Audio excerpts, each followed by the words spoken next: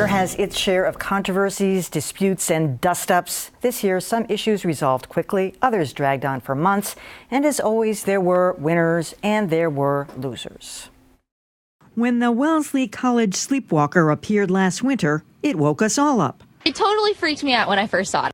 Artist Tony Metelli's sculpture appeared unannounced, much to the chagrin of some students. There has been a lot of talk about this being a triggering image for some young women, which I am sensitive to. But the Sleepwalker didn't get put to bed, placing him in the winners column.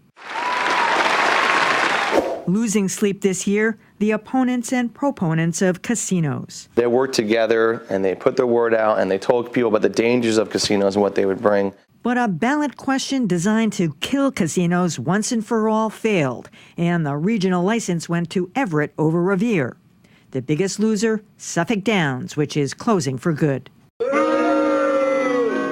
Going from Eastie to Southie, organizers of the annual St. Patrick's Day Parade lifted a decades-old ban against gays openly marching in the parade, with one condition: no signage signaling gay marchers. That kind of defeats the purpose. And it scuttled the deal, forcing Mayor Marty Walsh out of the parade. No winners here. A surprise winner this year, Hobby Lobby, the arts and crafts retailer that refused to go along with some of Obamacare's mandates based on religious objections. Also winning big in the Supreme Court, anti-abortion protesters. We're here to save babies' lives, and that's the whole issue. The Supreme Court struck down buffer zones, saying they violated the free speech rights of anti-abortion advocates. Losing really big this year, the Red Sox. Cespedes lines to left. The team that went from worst to first to worst finished the season with bleak statistics and a year-end sell-off. Winning really big, Peter Freites and the Ice Bucket Challenge. 29-year-old Peter Freites was diagnosed with ALS 2 years ago and came up with the challenge as a way to raise awareness of the disease and raise money, which they did. Over $100 million. In the category of losers all around, Jared Remy, who killed his girlfriend Jennifer Martell and made the justice system appear inept.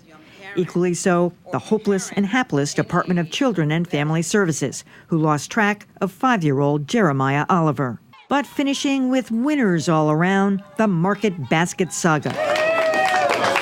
A decades-old family feud between cousins Arthur S. DeMoulis and Arthur T. DeMoulis brought the supermarket chain to its knees as the two duked it out over who would ultimately control the business. Thank you. That's all that we can really say.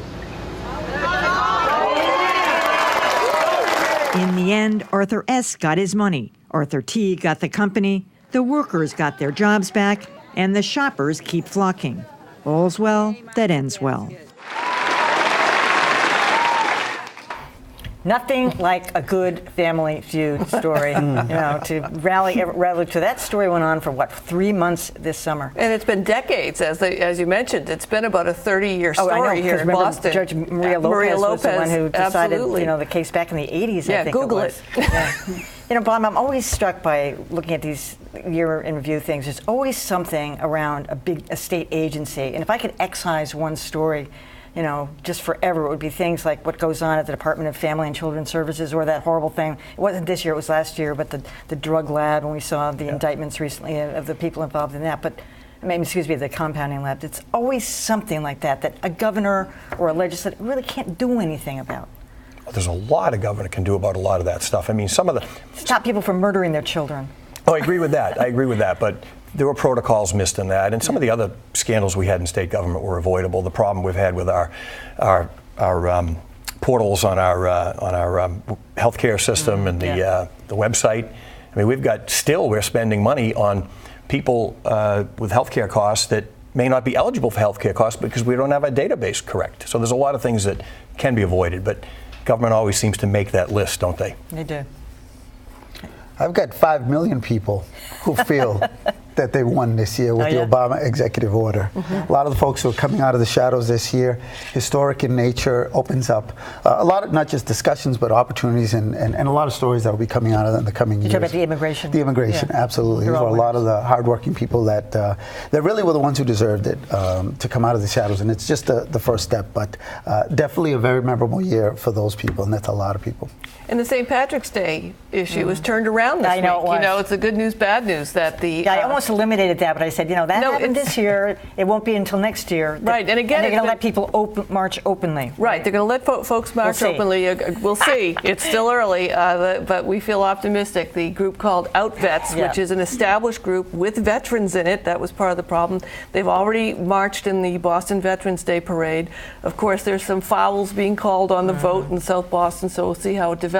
But I think last year, kind of speaking about racism and discrimination, Mayor Marty Walsh saw up close what it's like to be told no. I mean, he was told no by folks who are organizing the parade, as Mayor Menino had been told no. And I think that it's really been the tipping point as far as what folks are willing to discriminate against about. So, got a favorite? That was a long list. I'm trying to think of the few. The South Boston, the St. Patrick's Day Parade of that was probably tops it. And then, I mean, Market Basket, I don't know how you couldn't just kind of rally at the end. Everybody kind of loves the feel good. Like the guy kind of wins life. And by the guy, I mean the employees and the workers and the people who really like rallied around that and kind of stepped out. I mean, they put themselves out there and put their jobs on the line, and so despite the fact that the media became a cheerleader for one, and the other guy needed a lesson. I get RDT and RDS mixed up, but the bad RD needed some lessons in PR. That's for sure. Yeah, there was so much drama mixed up in it, though, right? Like everybody loves a good kind of dramatic story. Just happened to be a real life dramatic story. I came away feeling though, like on the casino story, that they're not going to be any winners in this deal. Absolutely not. It's just going to be, I've predicted all along, it's going to be a disaster. It's not going to make any money. It's going to make money for the couple people who run these things, but it's going to soak people who can't afford to spend money there. No one's going to go. No one's going to go to Everett as a resort casino. I mean, maybe I'm just... It will impact lottery receipts that do stay in the state and go back to cities and towns, and at the expense of money that's going to be shipped out by out-of-state casino owners. It's a lose-lose. No comment on the Boston Red Sox. Let's just stay away from that. Okay? Last time you and I were happy when we were at the World Series a year ago. If we would have done a year review. Unbelievable. Yeah. All right. On one feel-good story, though, was Peter Freitas. I have to say, I was a little bit uneasy about this fundraising technique at first. I've got a number of friends, one who died recently of this disease, and it felt kind of kitschy and cheap. But I have to say, in the end, it called attention. A lot of people didn't know what this disease was, which I found shocking. They didn't know about it. They didn't know what it was.